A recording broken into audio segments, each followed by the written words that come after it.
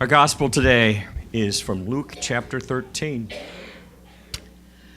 At that very hour, some Pharisees came and said to him, "Get away from here, for Herod wants to kill you." He said to them, "Go and tell that fox for me, listen, I am casting out demons and performing cures today and tomorrow, and on the third day I finish my work. Yet today, tomorrow, and the next day, I must be on my way, because it is impossible for a prophet to be killed outside of Jerusalem. Jerusalem, Jerusalem, the city that kills the prophets and stones those who are sent to it. How often have I desired to gather your children together, as a hen gathers her brood under her wings, and you are not willing. See, your house is left to you. And I tell you, you will not see me until the time comes when you say, 'Blessed is the one who comes in the name of the Lord.'" The gospel of the Lord. Thanks be to God.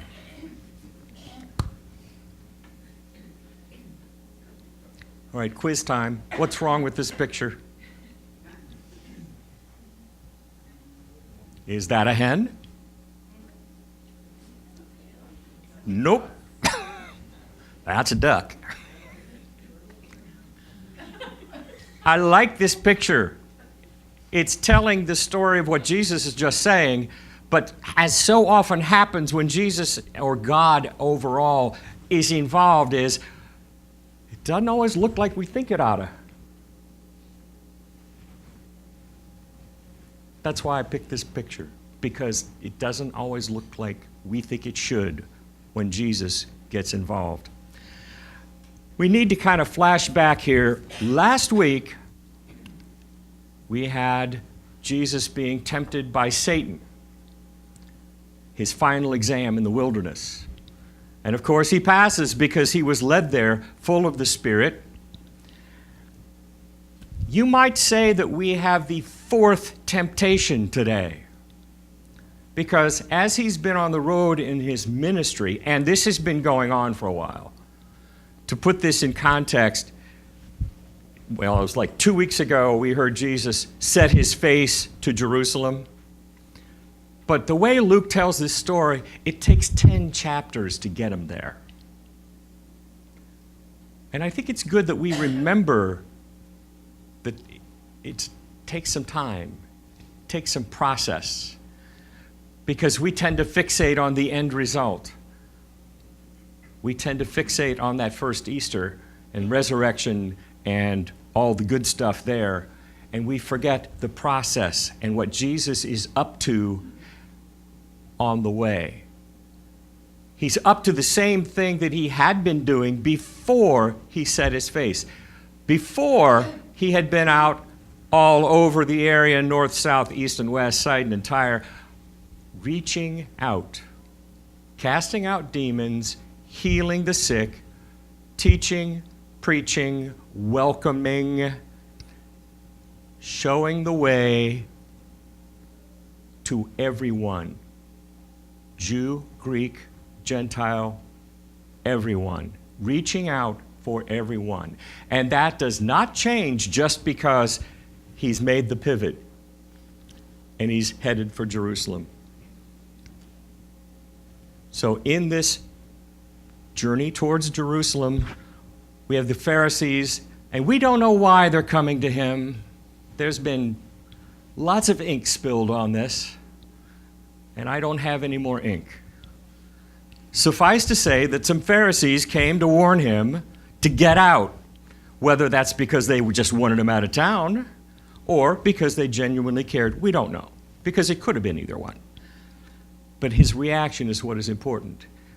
When he could have had the human reaction to say, "Good idea, I remember John had a little problem with a headache," and moved on. But he doesn't. He says, "Go tell that fox. Go tell that fox that today, tomorrow, and the next day, I must be doing this." And he uses the word day. It is necessary. I must do this. So we think of it as courageously going ahead in spite of the threat. But often, in order to show courage, we need to make ourselves vulnerable, which he is doing here. He is making himself vulnerable. By not listening, he might be taking a chance that Herod would, in fact, but he knows that it is necessary that he get to Jerusalem, that city that kills prophets and stones those that are gathered, that are sent to him. And then we get the hen, or in our case, the duck. When you see the duck that is not under the wings, what story did you tell yourself when you saw that duck? Did you say, oh, poor little duck, he wouldn't fit? Or, well, why doesn't he get under the wing? Why isn't he? Earlier this week, I was sitting in an exam room with my eye doctor, and every year you have to catch up because we've known each other a long time. And so he's asking about our kids, and I'm saying, they're buying houses, having kids, doing what they do. I said, and yours, you're not there yet. He said, nope, 8 and 10. He says, good age. He said, we haven't gotten to that bad part yet. I said, Brian, it doesn't have to be a bad part. I mean, they're going to do some things. And we probably underestimate the possibilities of the things that they're going to do. But it doesn't have to be a bad situation. I said, and in fact, my kid who taught me more about the criminal justice system than I have ever cared to know waited till after his teenage years to do it. I said, so don't worry about the teen years. Worry about now. And take it a day at a time, which is what Jesus is doing here. He's taking it a day at a time, and he's working towards this goal, because there are those who either think they don't fit or they're just defiant. Like, I ain't gonna. But he's following that path, and he's saying, here's what I want, but you won't.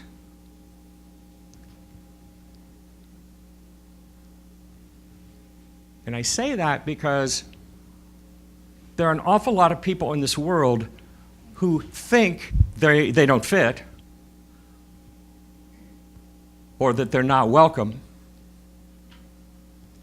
or they just don't want to because they have a better idea.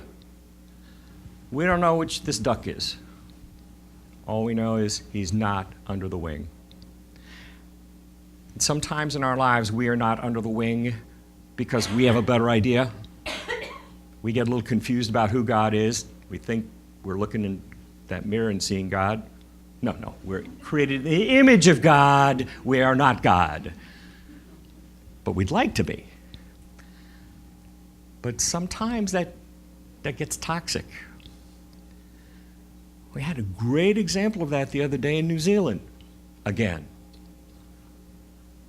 When somebody who feels put upon or somehow rejected turns toxic and lashes out.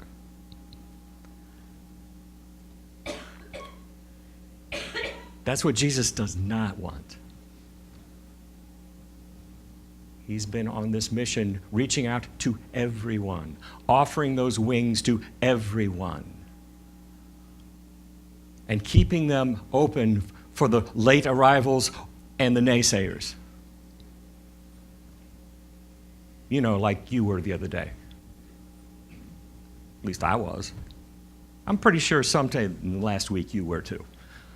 Somehow, in some way.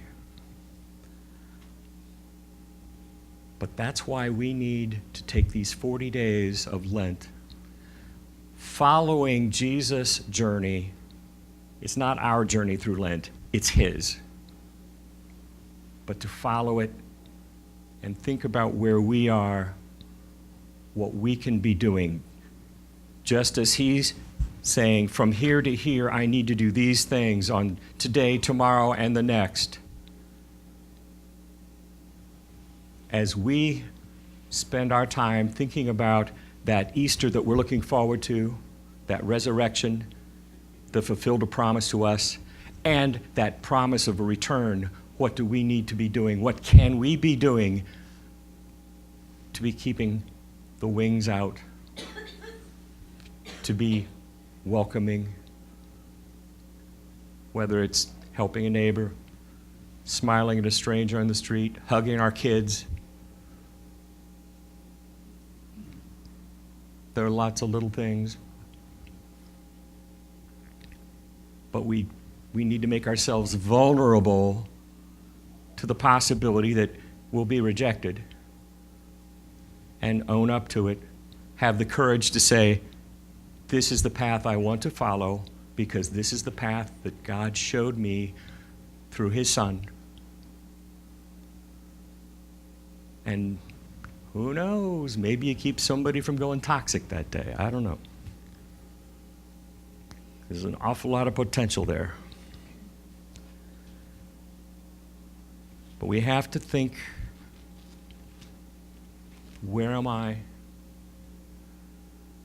Jesus knows where he's going. We know where we're going.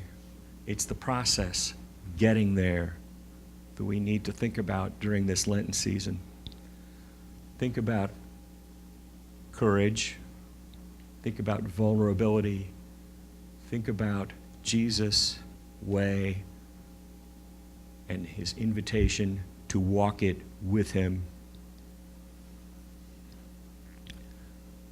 I want to end with some words that are not mine, that I've had stashed away for a couple of years, from Barbara Brown Taylor, a killer preacher, if only. But anyway, and she's addressing this. She says, if you have ever loved someone you could not protect, then you understand the depth of Jesus' lament.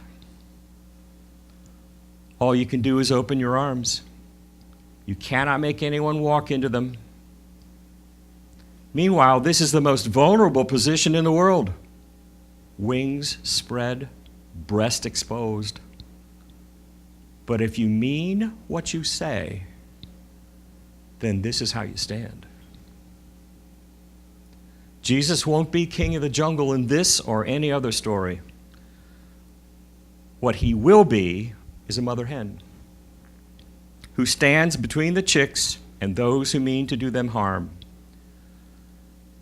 She has no fangs, no claws, no rippling muscles. All she has is her willingness to shield her babies with her own body. If the fox wants them, he will have to kill her first, which he does. As it turns out, he slides up on her one night in the yard while all the babies are asleep. When her cry awakens them, they scatter. She dies the next day where both foxes and chickens can see her, wings spread, breast exposed, without a single chick beneath her feathers. It breaks her heart. But if you mean what you say, then this is how you stand. Amen.